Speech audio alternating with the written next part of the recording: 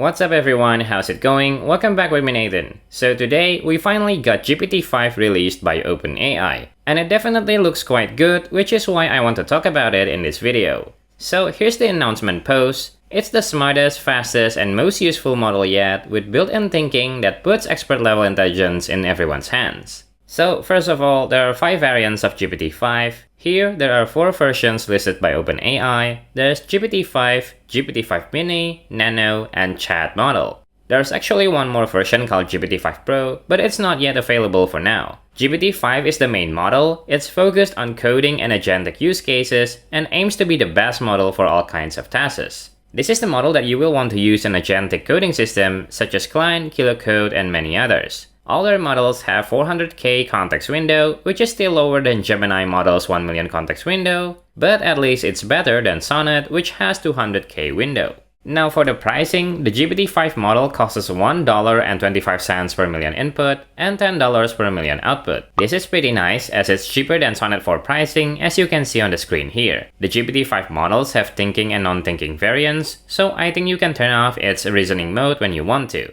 Then there's GPT-5 Mini, which is below the GPT-5 model and aims to be a faster, more cost-efficient version of GPT-5.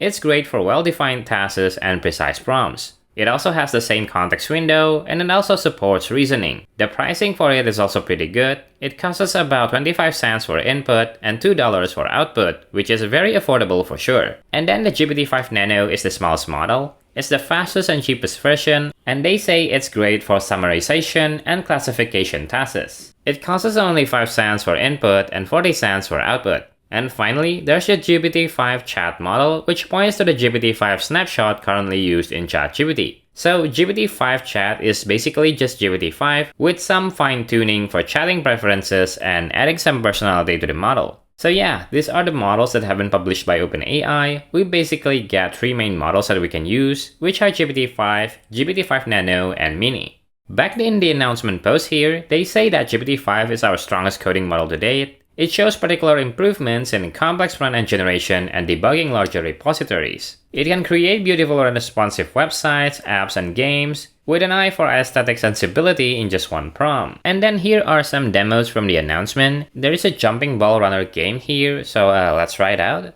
We just click to jump here, and if we hit the blocks on the ground, then it's game over. So quite a nice little game here. And next, let's talk about the benchmark a bit. Now, of course, GPT-5 will outperform other models in benchmark, or else they won't publish those benchmarks. But let's just cover them really quick. So here's AMA benchmarks for math. Basically, GPT-5 with thinking outperforms all other models here, but when the thinking is turned off, the score goes down by around 30% here. And then here are the coding benchmarks. The GPT-5 model tops the tasks in both SWE bench and either polyglot tasks here.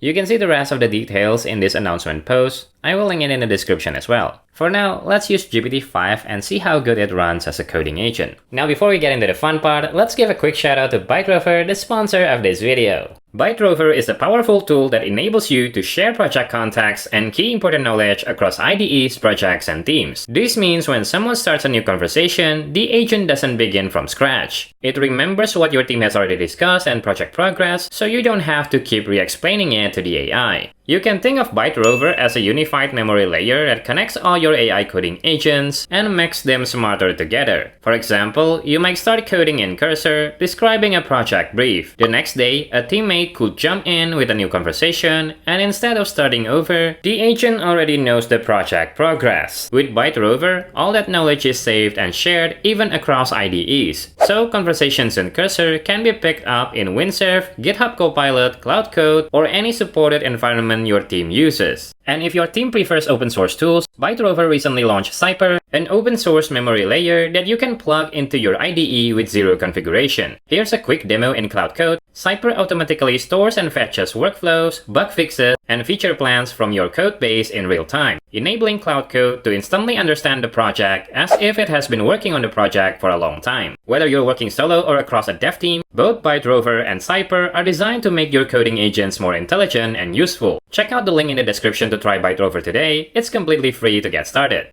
Now, to get started with GPT-5, you can generally get access from AI providers such as OpenAI here. Note that the Horizon beta model is gone here, replaced with GPT-5 Chat. So yeah, the Horizon beta model is actually GPT-5. You can get access to all GPT-5 variants in OpenRouter here. Next, you can also probably get access from GitHub Copilot here, as GPT-5 is generally available as preview. I think this is being rolled out in phases, as not everyone gets it. I certainly don't see it in my Copilot chat window here, but once it's available, I think GPT-5 might be the default model for GitHub Copilot over here. Next, you can also get it from AI agent extensions like Cline. Here in Cline provider settings, you can already select the GPT-5 model.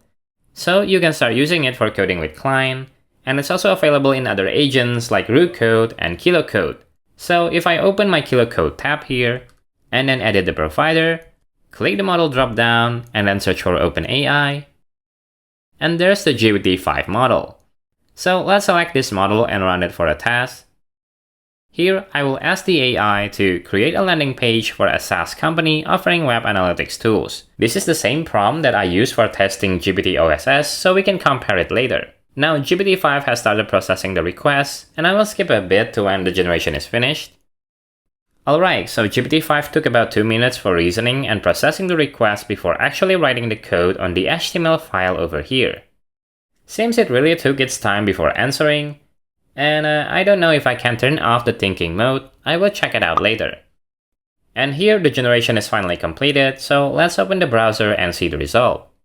And here's the landing page created by GPT-5.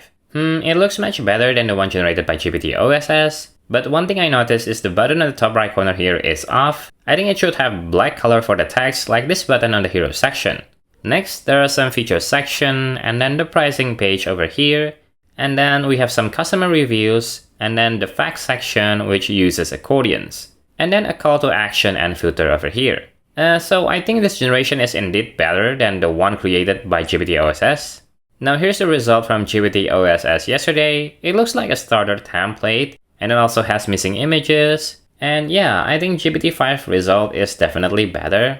If you like this video and would love to support the channel, you can consider donating to my channel through the Super Thanks option below.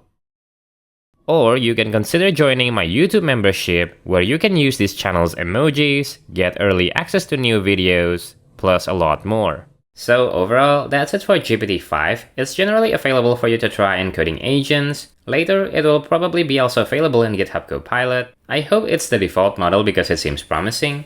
The pricing is also very competitive, as this generation only costs around 16 cents. It's cheaper than Sonnet, while the quality is still acceptable. Now, one thing I want to know is how to turn off the thinking mode. So let's open the model selector again, and then search for GPT-5. And here, I can't see the non-thinking variant. So let's try to open the kilocode provider settings. And here, let's look at the advanced settings.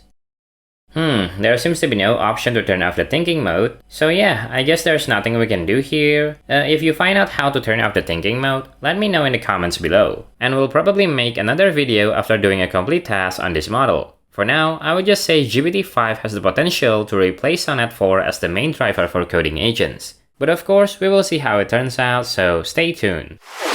I hope you all enjoyed today's video and get some value out of it. Let me know your thoughts in the comments below. I will join the conversation and reply as often as I can. If you're new to the channel, Code with Nathan is a channel dedicated to simplify complex tech topics so that you can master them easily. Make sure you subscribe if that's something you find interesting. Make sure you like this video, turn on the notification bell, all the good stuff, as it helps this channel to grow. With that being said, thanks again for watching until the end. I hope you have a wonderful day, and I'll see you in other videos. Bye bye!